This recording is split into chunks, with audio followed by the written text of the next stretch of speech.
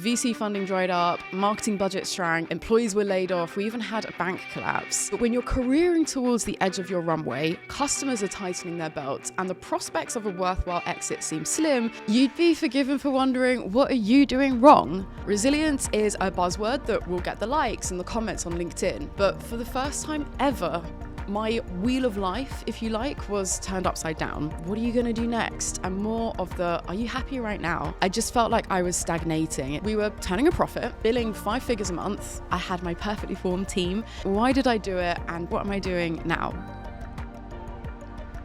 What on earth are you doing? Is the question I get asked the most these days.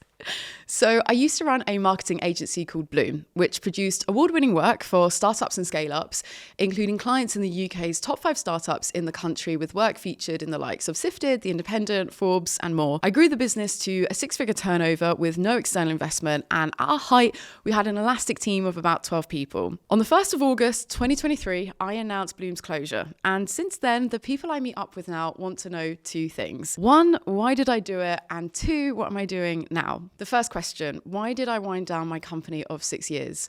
Well, I regret to inform you that there is no juicy drama, but there are definitely lots of important lessons learned, which I'll share in a bit, so stay tuned. External factors were, of course, at play. So VC funding dried up, marketing budgets shrank, employees were laid off, we even had a bank collapse. Some might say, this is the true test of entrepreneurship. If you can't rise to the challenge, then your business doesn't deserve to stay around. You must be resilient. Fall down 7 times, get back up 8. I may have also posted some words to these effects on LinkedIn once or twice, but this quote sums up the reality of business. You're better off being a good company in a great market than a great company in a bad market, which definitely rung true for me. Now, of course, every business needs the energy to drive it forwards, a visionary, passionate leader, and the reserves, both emotional and financial, to get through the tough times. But when you're careering towards the edge of your runway, customers are tightening their belts, and the prospects of a worthwhile exit seem slim, then this becomes a lot easier said than done. Add into the mix that everyone else seems to be doing so much better than you, speaking on stage at a top conference, getting featured in the press, announcing their latest fundraise by Atomico and Balderton. You'd be forgiven for wondering, what are you doing wrong? This nicely segues into the main reason, actually, that I stopped Bloom. I was fed up. Honestly, it just boils down to that. Resilience is a buzzword that will get the likes and the comments on LinkedIn, but around our 5th anniversary at Bloom, I experienced a bit of a turning point. You can read more about this online if you're curious. I'll write a blog about my tarot card reading in Helsinki. Yeah, super random.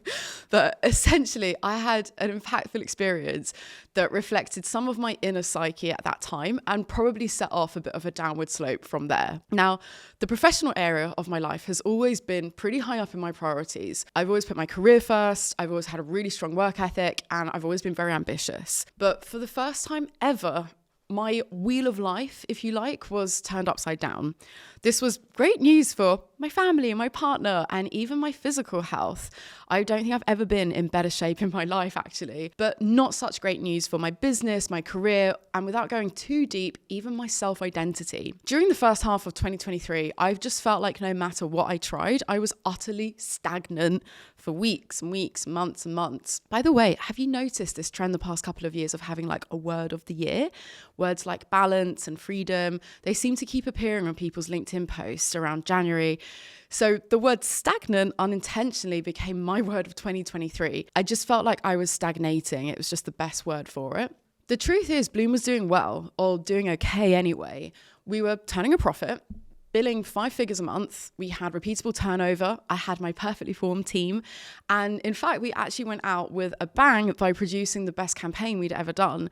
But we weren't growing. Any exit options on the horizon just seemed unfathomable to me at the time. And as much as I tried to grow the agency, the bootstrap business just hit a ceiling. Whilst I couldn't seem to get a handle on doubling our revenue for another year, one thing that I could control in a weird way was shutting it down and walking away. So that's what I did. And how liberating is it to walk away from the things that no longer serve you? I know that we know this, but it's one of those things that's so much easier said than done. We already have enough of our own self-identity wrapped up in our work or our businesses, let alone the social pressure around us. Again, throw social media into the mix and that pressure is dialed way up. They say dance like no one's watching. Honestly, my advice to anyone is live your life like no one's watching, because other people's reactions or opinions pale in comparison to how you want to live your life. How do you want to spend your finite time on this planet? What impact do you want to have? How do you want to be remembered? All right, let's swim back up the shadow end, shall we? So hindsight really is a wonderful thing. We're all so much wiser in retrospect, aren't we? And whilst after the matter is too late, it is of course still important to reflect on those key lessons learned. And here are mine for Bloom. Number one, I made things hard for myself. A bootstrapped agency for startups. Bootstrapped agency for startups? How many more hurdles do you want to add? I was a terrible boss. I think I was a lovely boss, but a terrible one. Lack of clear direction, lack of motivating around a big, exciting vision. And I treated my team how I like to be treated, which was just to be left alone. I wasn't risky enough. I didn't take any external investment or make any big, bold bets. The counterpoint to this is my frugal financial planning meant that I could still pay the whole team during the low periods and always had a buffer for rainy days. So getting that balance right is really hard. There wasn't a clear or compelling enough core value proposition. Bloom lacks that all-important product market fit, enough to sustain like a good lifestyle business, but I don't know if it was that much more than that, to be honest. And last but not least, we'd done such a great job at positioning ourselves as the marketing agency for startups that we really struggled to nail more of that specific scale-up positioning. This likely ties into the above point around the service offering, but I was still struggling for some reason despite my efforts. As morbid as it may sound, to counteract it getting too late, I recommend that you carry out a pre-mortem exercise on your own business. Not to give yourself depression, but to get you on the front foot of your possible business killers. So what do I mean by that? Write out all the things that could possibly kill your company.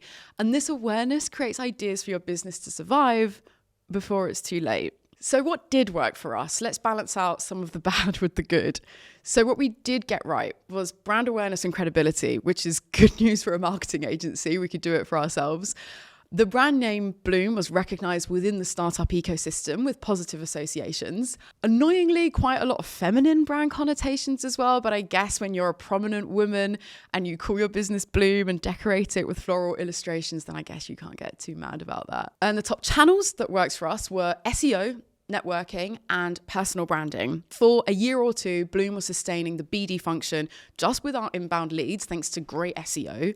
When I attend pretty much any industry event, even now, I'll recognize at least one person or they'll recognize me. And when COVID hit, I was very well positioned on LinkedIn. The only problem, this was all 100% totally and completely accidental. Which brings me on to my next lesson learned, is being open enough to chance. I learned through my own venture about strategy, marketing strategy, brand strategy, and of course, business strategy. I never knew much about it before. I didn't even really know what the word meant, if I'm completely honest with you. I learned by doing and by surrounding myself with the experts, and I developed a deep appreciation for this area. But the insanely wonderful things that happened in the business were completely down to chance.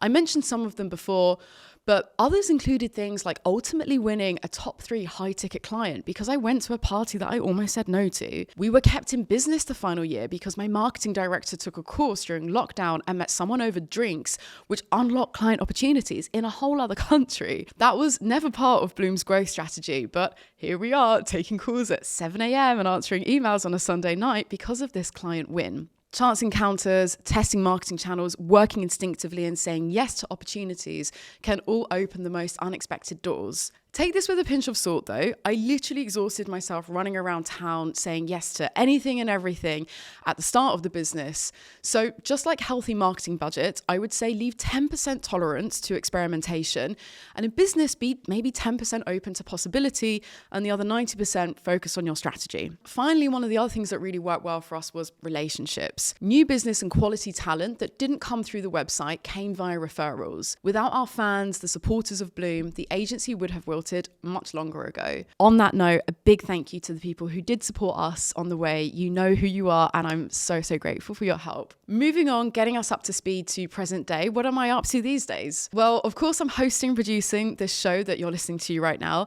and I really hope that you're enjoying the interview so far. I'm building my public speaking career, doing some one-on-one consulting work, advising MBA students in entrepreneurship with the EdTech platform One Day. I've collaborated with Bomba for branding projects, and I continue to serve as a VC scout for Ada Ventures, which is an early stage venture capital firm for underserved founders. Can you tell I don't have any kids?